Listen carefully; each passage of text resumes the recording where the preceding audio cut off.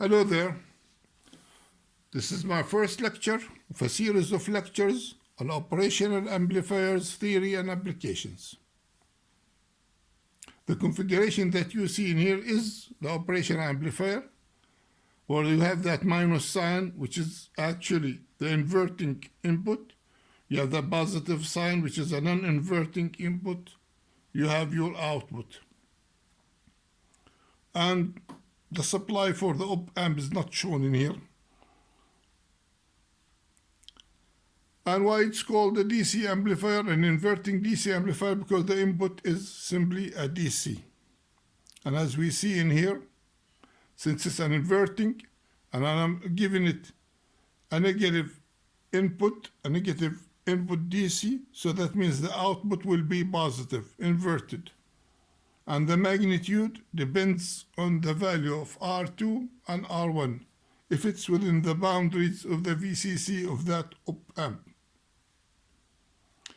So how does that triangle operate? You have to know this. The output will do whatever it takes to make sure that the VA will be equal to VB. As we know, as we see in here, the VB is already grounded. So that output will do whatever it takes to make sure that VA is also a virtual ground in a case like this, and they are equal. And how it's going to do this while it's an inverting, that means a negative DC input in here will create a positive output in here. And that output will go as high as possible within the VCC range of that op-amp to make sure it will go as high as possible to make that input a virtual ground. So it's like a balance. This is like a balance point. This is going all the way positive, and this is down negative.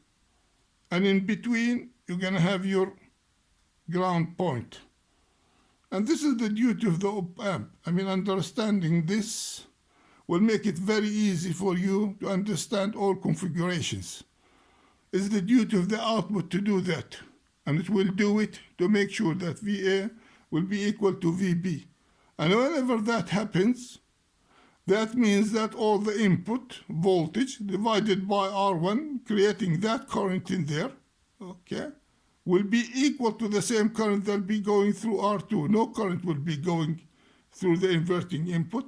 All the current that's created in here by the input voltage, the input DC voltage, which equals whatever Vin divided by R1, would be equal exactly to the same current going through R2. And that means the voltage developed across R2, okay, will be either a fraction or as many times as the value of R2 divided by R1. And what does that give us? That gives us that the voltage gain, which equals V out divided by V in, which equals minus R2 over R1. And that minus in there, it indicates that you have an inverting voltage gain. So if you have a negative input DC in here, your result gain will be positive, okay, because multiplied by the negative sign that you see in here. I know if some of you are familiar with op-amps, this would sound, a little bit basics, but we have to start from somewhere, and this is a starting point. Later on, we'll see a lot of complicated and sophisticated designs using the op-amps. Okay, now what is the ideal op-amp? If somebody wants to design an ideal op-amp, and in many cases or many configurations, they use that ideal criteria, which is not practical. They get close to it, but it's not exactly there.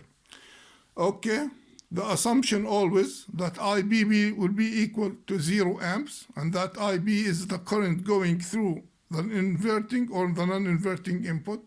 That's the IB, or the base current, as they call it, which is actually nothing but the base current of the actual transistors that are making that op-amp in there. Rn would be equal to infinity, so looking inside that inverting or non-inverting input, you're going to have a resistance of infinity ohms. Actually, it's not like that. Can become very, very high, but will never be equal infinity. The gain, or the open loop gain, okay, I should say not just the gain, the open loop gain is equal an infinite gain, okay? So that means whatever you put in here, you get an infinite output in there, an infinite gain of that input, okay? The gain will be infinite. And we always have the non-inverting input to be equal to the inverting input. What does that mean? That means VOS is equal 0, or the offset voltage between the inverting and non-inverting is 0. And this can never happen, of course, because whatever, regardless to how much you match the input transistors inside the inverting and the non-inverting, there'll be always a little difference, and that difference is the VOS. And that's why you'll always have a little difference between the inverting and the non-inverting input. We assume also we have an output resistance RO of equal 0 ohm. So looking inside that op-amp, okay, from the output to inside the op-amp, we have a 0 ohm. What does that mean? That means whatever load we put in here, and regardless to the current, whatever voltage is developed will be across that load, and nothing will be deducted inside the op-amp. Okay, so that means the output resistance, looking into the output, is 0 ohm. The slew rate, of course, would be equal to an infinite voltage per second. That means an extremely fast. Okay, so whatever we put input in here, regardless to the frequency or the slope of the input, okay, the output will respond with a slew rate of infinite volt per second. That means it's extremely fast. Okay, so these just an assumptions of an ideal op-amp. And here we have the DC amplifier, a non-inverting. That was the inverting DC amplifier. This is the non-inverting DC amplifier. And like we said, it's DC amplifier as a configuration, not as the type of an op-amp. We're not talking about the types of op-amps. You have so many types of op-amps. It's a jungle of op-amps, as a matter of fact. I mean, you're talking about hundreds and hundreds of op-amps. So it can be, let's say, might be talking about a DC op-amp that operates with a single rail, plus and minus. You might have something like a low noise op-amp. You might be having a fast, high slew rate op-amp. You might be have what they call it an extreme high resistance op-amp. You might have a low power, a very low power or extreme low power op-amp, and many, many, many others. Will be introduced to many of these types in the future lectures, and to see how each type, what the applications of each type in the future, of course, the coming lectures.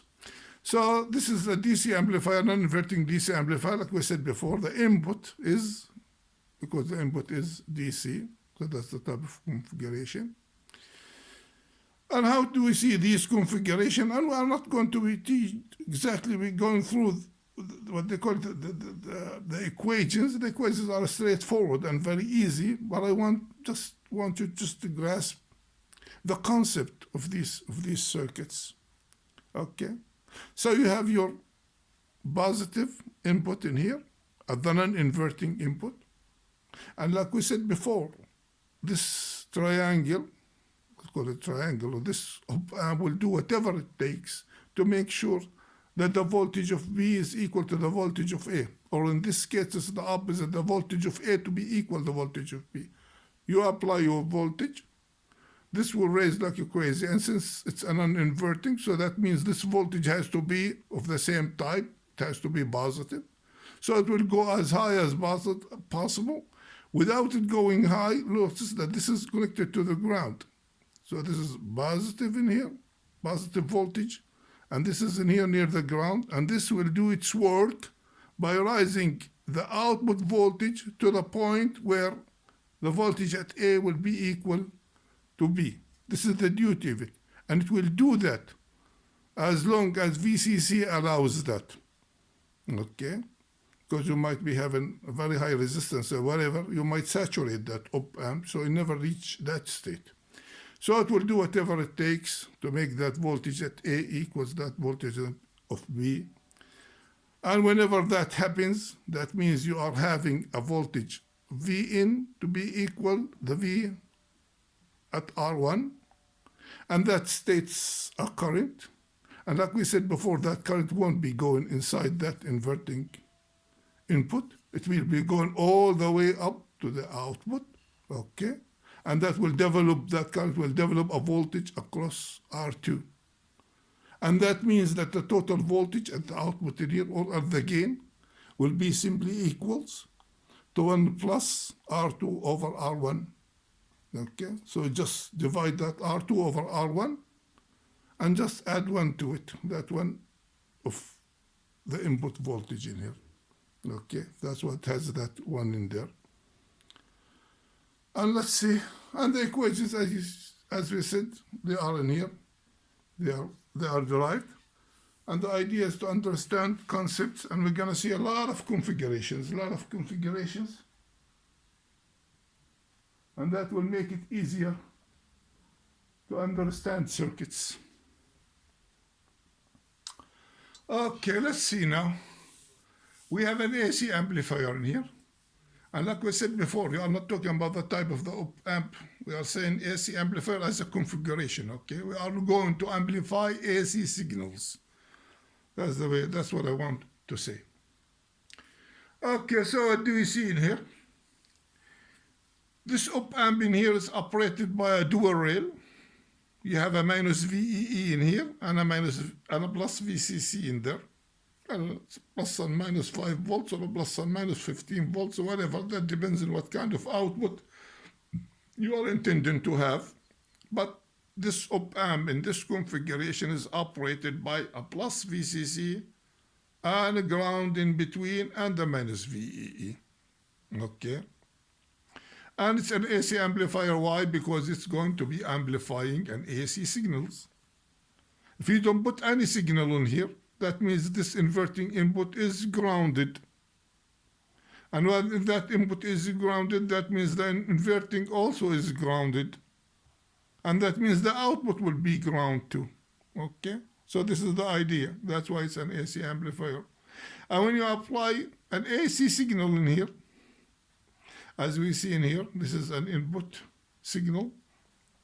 Okay? And you have your decoupling cab in here. That input signal will be present at the 100K or at the non-inverting input.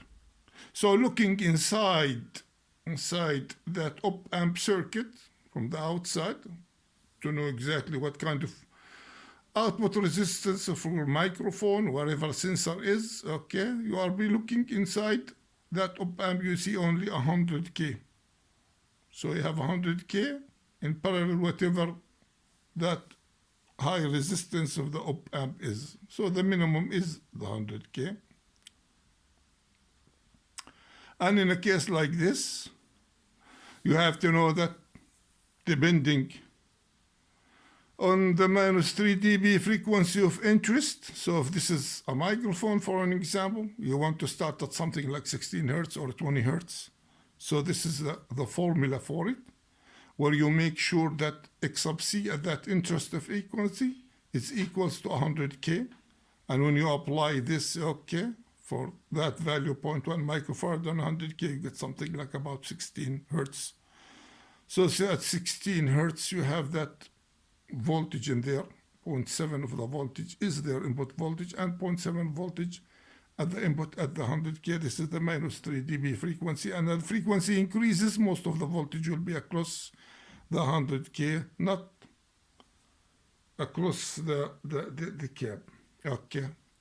So when that voltage is present in there, the input voltage, like we said, and since it's a non-inverting AC amplifier, okay? Whatever positive you get in here, you're gonna get it out there. And this is what we see in here. And what is the gain for a configuration like this? Is simply just 18K divided by 2K plus 1. So that means you got a gain of 10. So you get something like 1 volts in there, 1 volt peak to peak. Okay, you get in here a 10 volts peak to peak. That's what you get. And in the same configuration as we said before. So whatever you do in here, put your signal there. This op-amp has the duty to make sure that whatever voltage is present here be present at the non-inverting. And when that happens within the capabilities of VCC and VEE, you'll get your a gain of 10. Okay. And the reason in here that the center point is with a question mark is the idea that you can operate from a different voltage, not necessarily from the ground. Maybe this will be a plus 1 volt for an example, and an AC riding over that plus DC 1 volt or 2 volts or whatever. So we are not, that center point is not really connected to ground, okay? We don't have to connect it to ground. Okay, so for a DC in V all B equal to G and D, that means if you are not given any input in here, or you are putting a DC in here, 5 volt, 2 volt, 1 volt, whatever, what's the output would be in a case like this, since you have your cab in there. So that means the output will be always ground, regardless to the kind of DC input that you got in here. And you got a bug in here that must go. Okay, it's gone. Okay, and it must use a dual rail supply. This is very important. Why? Because simply your non-inverting is connected to the ground, okay? And the same thing for that 2K, it's connected to the ground. And there is no way in the world to be able to generate a negative voltage in here, okay, without having a negative rail power supply. So, and the load in a case like this must be directly connected to V out. So you get your V out and connect the load directly to it. Because it's a dual rail, you will be able to get your negative output or negative peak, and you get your positive peak. You get your positive peak from BCC, and you get your negative peak from VEE. Okay, and what else do we have? Another AC amplifier with more ideas, nice ideas and lovely ideas. And what do we have in here? We have only a single rail. We have only plus VCC, and we have a ground. And we need to generate a negative voltage too. And how do we go by doing that? We got our VCC and ground in here. So we need to bias the output in here to be half of VCC. Why want it to be half? To be able to swing all the way to VCC for the positive peak and to ground for a negative peak. Okay. So we get our half VCC in here. We make R3 equals to R4, okay. And we have our R5 in here. And something else to mention, I forgot to mention that, of course. Why do we have 100K in here? We have to have 100K in here. Otherwise, the IB, regardless to how low it is, if it's 1 nanoamp or 2 nanoamps or 1 picoamp or whatever, will finally be charging that cab in there and will saturate that op-amp. So the idea of having a resistor in here, okay, even though it's lowering our Zn, because Zn now is limited to 100K, the reason for that is simply just to make sure that this op-amp will not saturate. Otherwise, that IB going in or out of that inverting input will saturate that op-amp. And in and out depends actually in the type of transistors in the input of that op-amp. Some the input are PNPs, some the inputs are NPNs. So that indicate whether the current will be going in or will going out of that inverting. So that's why we have our 100K.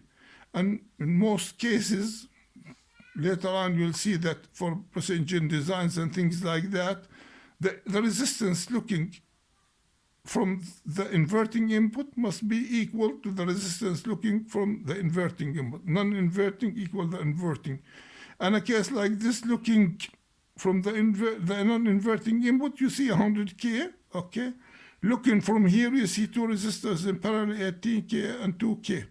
And you put those two in parallel, you get something like about 1.6K. And there's way a difference between the 1.6K and 100K. Okay, so that means there'll always be a little error in here, and that will be presented at the output. That difference, because the same current is going from both of these inputs, okay, and because that current is almost equal, the resistance is not equal, so that means there'll be a little offset voltage in here due to that IB current. Just give you an idea about things. Why do we have that 100K in there, and why we have the resistance must be balanced between the inverting and non-inverting for say a precision circuits or a precision design if it requires that. Otherwise, we have to tolerate a 0.1 or whatever voltage at the output as an offset voltage. Okay, let's go back to our old story in here. We have our half, let's say VCC in here, to be able to swing all the way, and that half in there you have also that R5 in there, which is similar in a way to that 100K in there, okay? And we have our cap where we are going to apply our signal, and the main difference between this configuration and that operates from a dual rail power supply. This will operate from a single rail power supply. And we have, in a case like this, we're gonna have our half of the voltage is present in here. And why is that? Because if there's no AC signal in there is applied, you have half of your voltage in here. And like we said, that op-amp will do whatever it requires to make sure that this voltage will be equal to that one in there. And that will happen when this voltage will go all the way till it reaches the half. And once it reaches the half, that means the inverting input reached that half, and that cap will be fully charged also to that one half. So we have 1/2 VCC, 1/2 VCC, and at the same time in here 1/2 VCC, and also in here 1/2 VCC, if no signal is applied, okay? And after that, the same thing, okay, applying a signal, an input signal in here. And note in here that we are putting that scale, the horizontal scale, to be 1/2 of VCC, which is this point in here. You have your input in here. And you're going to have your output in here. And it's the same gain, would be equal to 10. And the idea that this cap in here will take, it's responsible for generating that negative rail.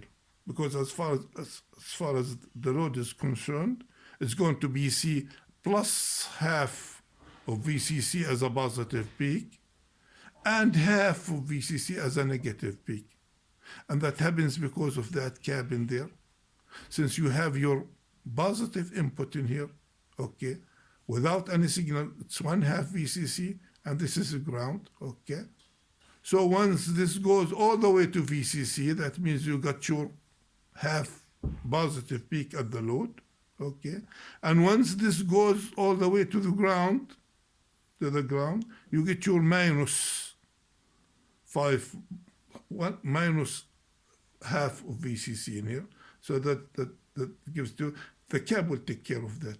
Because the cap, in a case like this, it acts simply like a battery, okay, like a battery, where you have your half VCC in here, okay, and all the way swings all the way to VCC to generate that positive peak, to the ground to generate your negative peak. So this is the idea how you generate your positive and negative, okay, across the load from a single rail. And in a case like this, you have to calculate that value of the cap. And it's calculated according to the same equation here. This equation here calculates for the 4.7 microfarad, okay, at the frequency of interest, which is around 17 hertz. Okay, you got your 2K and the 4.7, and the frequency of interest of the minus 3 dB is 17 hertz. The same thing, you have to do it with that cap in there, but in a case like this, only with this resistance in here. because usually this is a very low. The resistors of RO and the 18K, it's not an interest to us, okay? Because most cases you have a low value resistor in here, so you just use the same equations with the value of RL to calculate the CO. Okay, the same thing here. Okay, so what do we see in here? The gain for DC will be equal all 1. That's true. Okay, so if you know signal is applied in here, whatever you get in here, which is half VCC, you're going to have it in here as a half VCC in here. Okay, and again, that's for the DC. For the output will be 0. So you get half, you get 0. That's in the case of DC. So again, VDC will be equal 1 here at the output. We are not talking about at the load. Okay, you have to know this. This is at the output, not at the load. At the load will be equal to 0.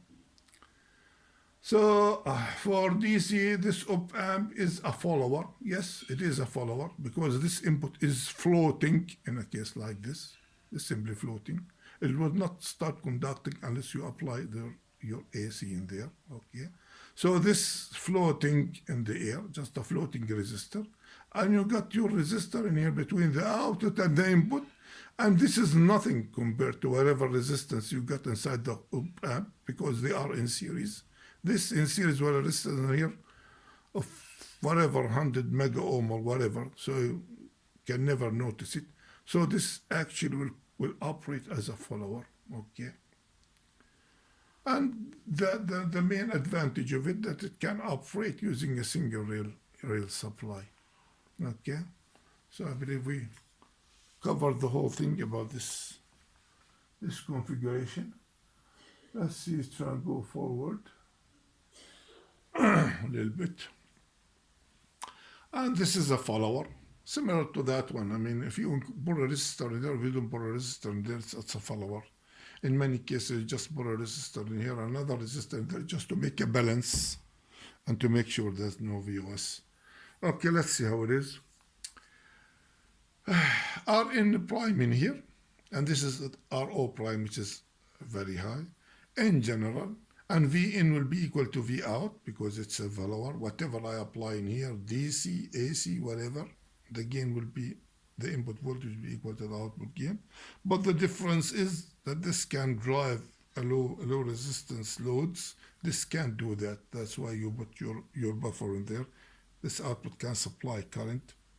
In many cases, your input, as a matter of fact, you put it in here to be able to put some current into some load. So it's follower. So just copy whatever into the out. Rn prime in here, looking in this, will be equal to R differential. The R differential that's given in the data sheet of that op-amp, and you multiply it by 1 plus AB. A is the open loop gain, B is a percentage of whatever you get from the output to the input. Okay, that's a percentage of the feedback. And in a case like this is just 1. Okay. So that tells you how high that resistance is going to be. It's going to be very, very, very high. And we're going to see why.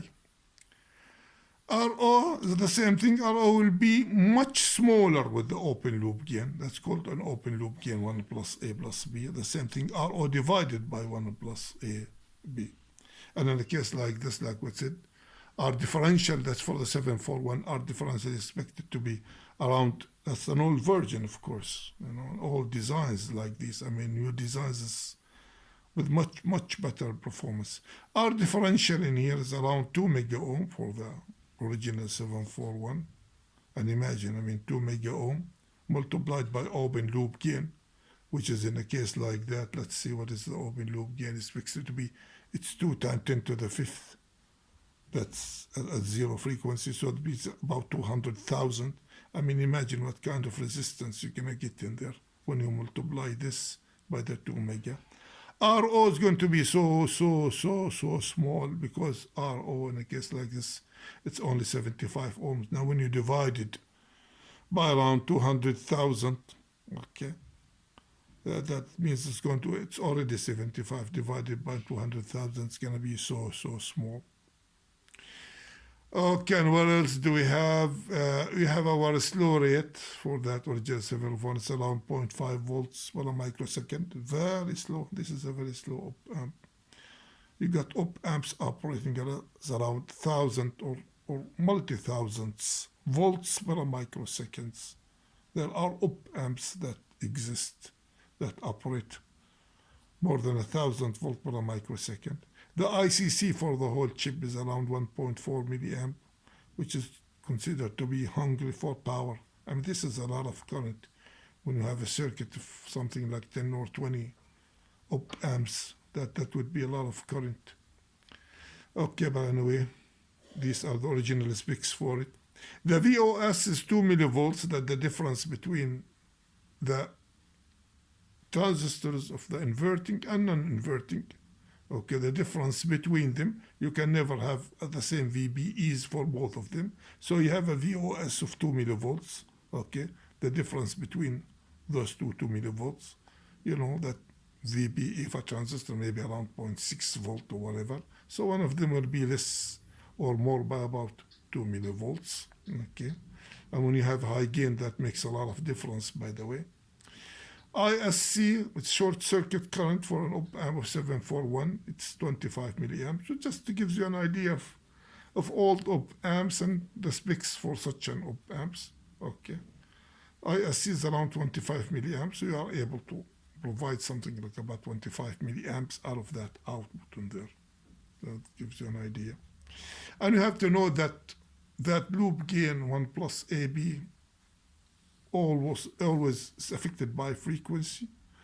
So as frequency increases, okay, that open loop gain will start decreasing. That's a built-in decreasing for it. That's if it internally compensated. It will start rolling off by 20 dB per decade. Okay, they do that so not to generate a positive feedback.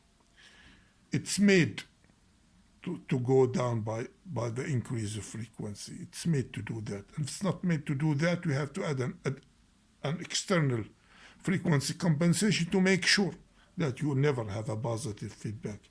Otherwise, when you have something like about more than 90 degrees or start reaching near 180 degrees out of phase, you start having a positive feedback, not a negative feedback, and that op amp will start oscillating.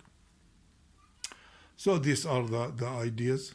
For VO equals gain closed loop, for VO equals Vin.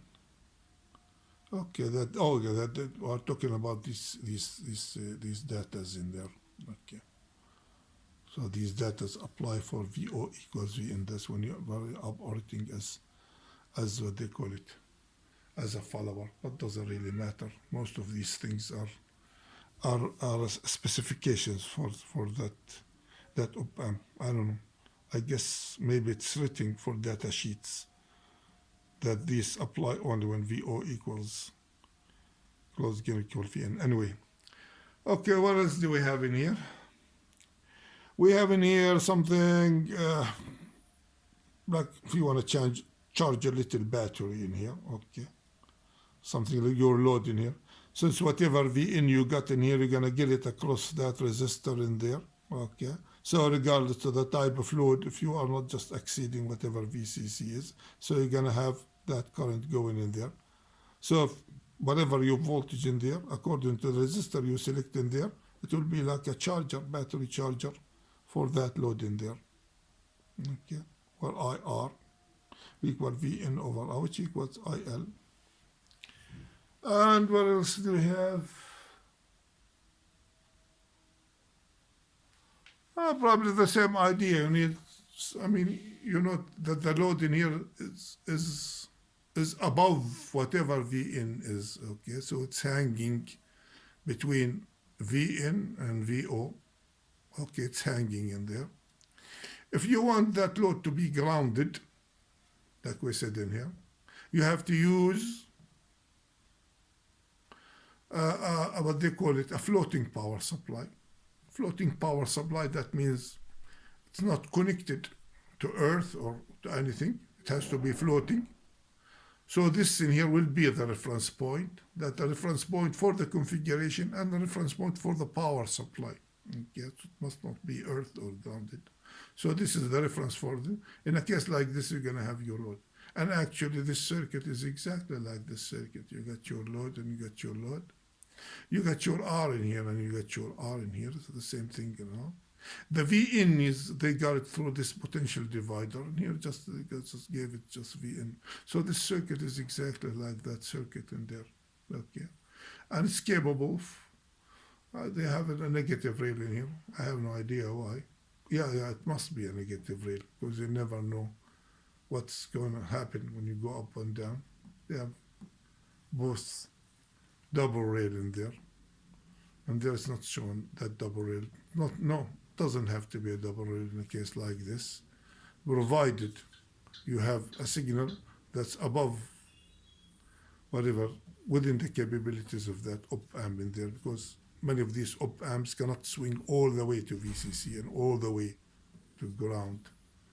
So that's why sometimes you have that both rails, just to make sure that whatever voltage you are selecting is the op amp is capable. The op amp is capable of delivering your what they call it, your requirement. Okay. And as we see in here, these are the equations for it. Okay. It's the same thing exactly that one in there. Okay. And let's see what else we have.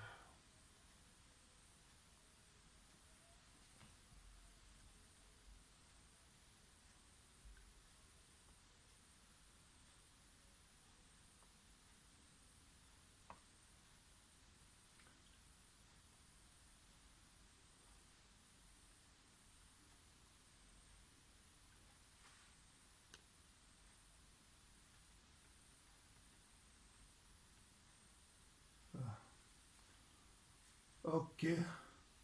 Current sources for grounded loads that don't require a floating power supply. Okay, I believe this is a good point to stop in here. And we're gonna see this in our next lecture. Like I said before, we're gonna see so many configurations, maybe 100 or more of these op amps, and analyze each one of them, just to give you an idea on how to grasp the knowledge behind all these op amps and behind the application of it. And this is not, a classroom or an academia type of lecturing. This is more like a practical type of lecturing, okay, to be able to work if you're a hobbyist or if you work in the industry, just to make sure that you grasp the whole idea behind all this configuration. I would like to thank you now for watching, and looking forward to see you in my next lecture. Okay, thanks and goodbye for now.